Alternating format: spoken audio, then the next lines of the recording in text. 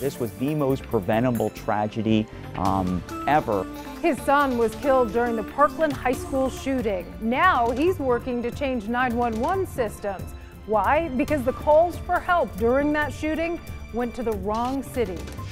It's snowing again. Winter weather advisory in your forecast. Details next. We are opening a donut and coffee shop, and we are planning to call it the Donut Parade. This time around, the shop is doing more than just serving donuts. They are mentoring at-risk youth in our community.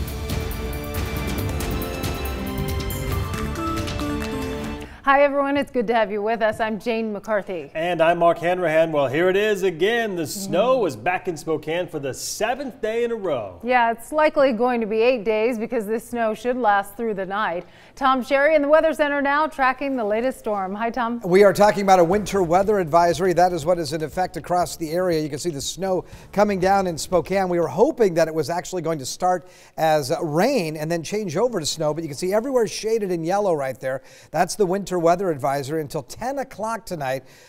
Could even see some areas of freezing rain. We're looking for the freezing rain areas in between Spokane and, say, the Moses Lake area. So I-90, that could be very treacherous. Also portions of Highway 2. 1 to 2 inches of snow expected in the Spokane area. It's going to be very slippery tomorrow morning. This is a wet snow falling. And, of course, it's going to ice up overnight tonight as we look for overnight lows to drop down into the 20s. Again, the east slopes of the Cascades will receive some of the heaviest amounts of snowfall, 4 to 6 inches expected in those locations. You can take a look at the next 12 hours. The computer modeling actually has us warming up at 9 o'clock. We'll see how that goes and see if this does change over to rain later tonight. And then overnight, it changes back over to snow. 27, the expected overnight low. Morning snow or rain, and then a daytime high of 36 degrees expected on Friday. As we head into the weekend, there's only a slight chance of snow Saturday and Sunday, 20% chance. We're looking for daytime highs to hit 34 on Saturday, 30 on Sunday. I'll check the rest of your 7-day forecast in just a few minutes. Thanks, Tom Sherry. Well, we have a few school delays and closures in our area right now.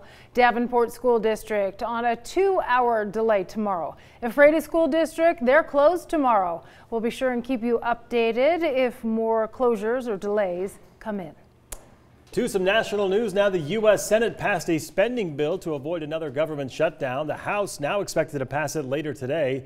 And President Donald Trump says he will sign the bill. He is also expected to declare a national emergency to get the rest of the money for his proposed border wall without funding from Congress.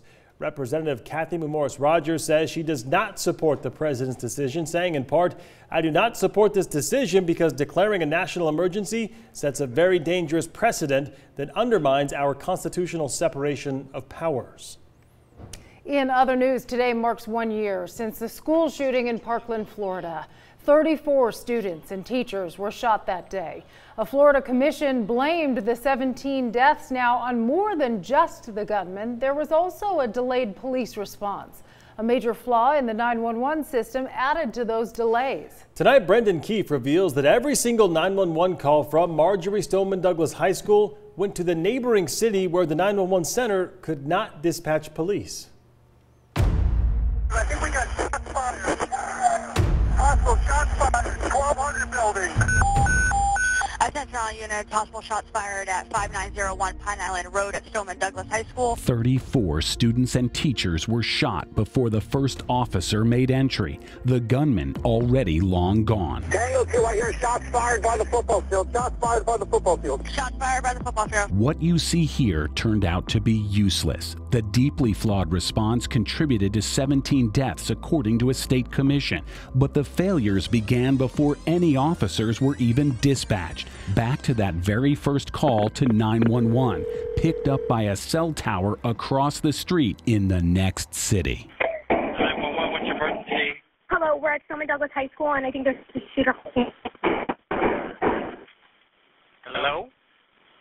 You still there? The caller, under fire, hung up. Talk to me, please. The 911 call was answered one city over in Coral Springs, but Parkland relies on Broward County Sheriff's deputies. So the Coral Springs dispatcher transferred the call to Broward 911. 911, what is your emergency? Yes, I just got a call from Douglas High School. A female on the line advised that they believe there's a shooter at the school. Okay, at Douglas High School in what city? At that very moment that these dispatchers aren't even understanding what each other is saying, people are being shot. Yeah. People were being killed. And it's secondhand information from a student? A female called in. It sounded like possible shots in the background. Okay. I think I heard 5 or 6 in 2 different bursts. Nearly a minute passes before the Broward dispatcher realizes she's talking with another dispatcher in a different 911 center. And you're calling from where? I'm from Coral Springs. This was the most preventable tragedy ever. Max Schachter's 14-year-old son Alex was murdered during the dispatcher's confusion on that first transferred 911 call. Had you even ever thought of 911 or any of these issues before? No, I mean, you know, nobody thinks about it. They think that if you dial 911, you're going to get the police and they're going to come help you. And nobody ever thinks that you're going to have to tell your story to one operator, then they're going to have to transfer you to a different operator. It's just ridiculous. Because of the need to transfer that first 911 call to another dispatch center, the first law enforcement officers weren't notified for at least 69 seconds. By that time, Nicholas Cruz had shot all 24 victims on the first floor and was headed upstairs to shoot more. Okay, is the door locked? Okay. Are they getting closer to you? Yes. So, you know, it wouldn't have saved my little boy, even if it would have been a perfect scenario, because Alex, unfortunately, was the warning shot for the kids on the second floor to run and hide. Alex was one of the first little boys that was murdered. Okay, does anyone have an address to where I'm sending the police to?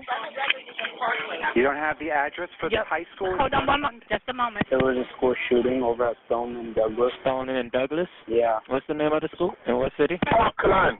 Parkland what? Parkland, Stoneman Douglas. And you said the school is located on Parkland and Douglas? Stoneman Douglas High School. Coral Springs received at least 130 911 calls about the shooting. It was in the hallway. They were shooting into my classroom. And tried to transfer 4 callers from the Parkland High School to Broward. Yes, this is Coral Springs with the transfer. This person's advising at the shooter at Douglas and Parkland. The shooter's in the north parking lot. Okay. Sir, go ahead for BSO. Okay, hello, excuse me, hello?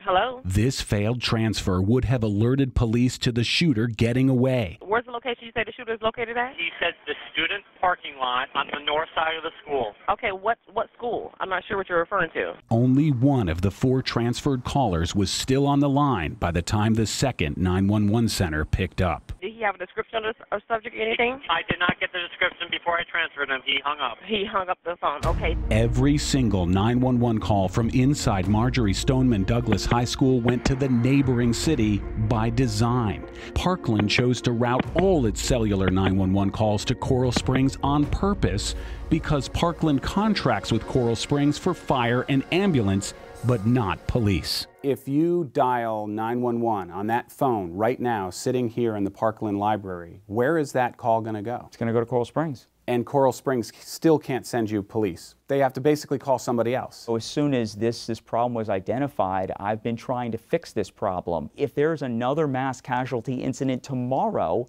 we are still going to have to transfer these calls, and people are going to die because of it. The GPS is showing it was just sitting at the tower. The closest tower to Marjorie Stoneman Douglas High School for a cell phone is in Coral Springs. It's across the border. Even without this decision, the natural way that calls are routed, they would have gone to the wrong 911 center anyway. A national public safety crisis we first revealed 4 years ago, 3 full years before the Parkland shooting. And even 11 months after 17 people died, including my little boy, we still don't have those things fixed. And I don't want any family to have to go through the pain and anguish that I go through every day. Wow. Yikes. Max is now on the Marjorie Stoneman Douglas Commission. He also started a foundation called Safe Schools for Alex. Yeah, he wants every teacher in America to have a trackable key fob with a panic button that could directly notify local police.